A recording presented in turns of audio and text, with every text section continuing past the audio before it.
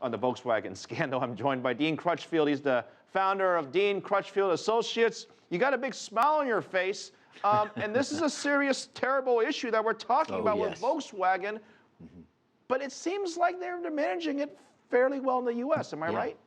Yeah, I think they've had blunt impact trauma. They've lost a great CEO. They're down in value, down in sales, and they lost the #1 spot to Toyota. But I do believe the worst is over for the company. And as they say, it's all about building their reputation back. These investigations, the U.S., the EU, and I'm sure there's plenty of more areas that we aren't mentioning. What happens next? I think what happens next, it's all about moving the needle north. It's about visibility and accountability. In some ways, they've been given a check or a fresh bill of health by the very fact that they have been investigated and it has been found out and they are on top of it. So I think when you look at complex and interconnected issues like we're seeing, it has to be thorough and detailed solutions that are required, and that does take some time. I think back at all the problems in the world of different companies, from Coca-Cola to Pepsi to E. coli. And you name a big company, they've faced usually some sort of scandal at some point in time. And unfortunately, as consumers, our memories are extremely short. So these consumers who like VW, they're likely to like them again, aren't they? Absolutely. I think, any brand's got a core base of customers that really love the product. Let's be honest, aside the defeat device, they're masters at engineering. They've got great designs on their brands. So they have that rare phenomenon of respect and admiration, although obviously that's taken a hit.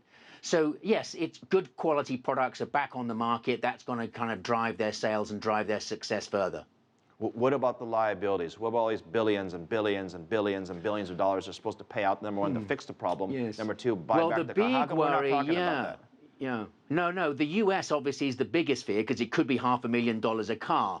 But I think that no one wants to hurt a business and break it. I think they want a business to get itself back together again and have success. So we'll see what they charge, but are they going to put $500,000 a car a fine?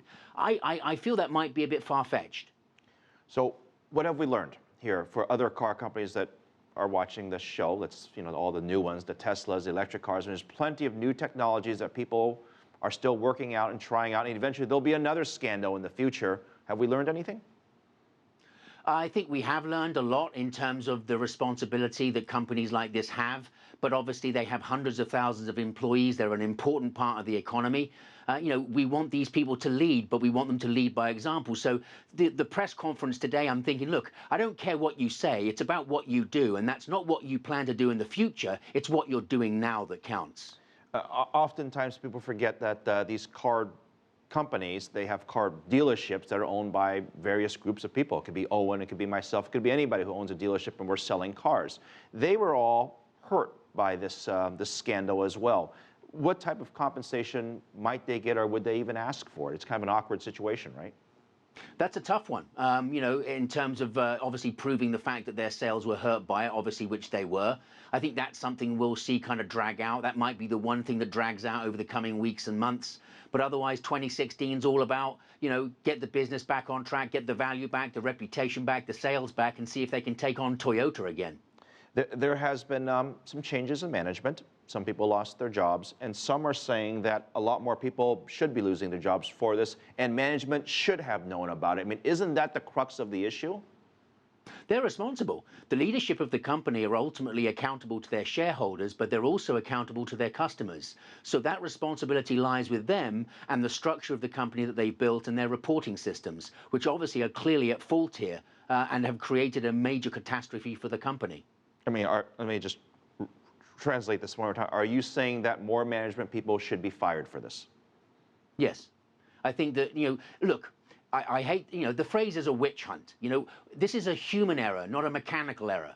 This is something done by people. We want to know more about that. There's a huge human side to this story that's really not coming out. If they have identified the people, I'm sure there are many legal reasons that they can't talk about it. But we need to know affirmatively that they have the right people, they're interviewing them, and they're getting to the bottom of the problem. Yeah. I mean, I just can't help think from watching, global businesses over the past couple of decades that this is such a stupid thing that could have been avoided.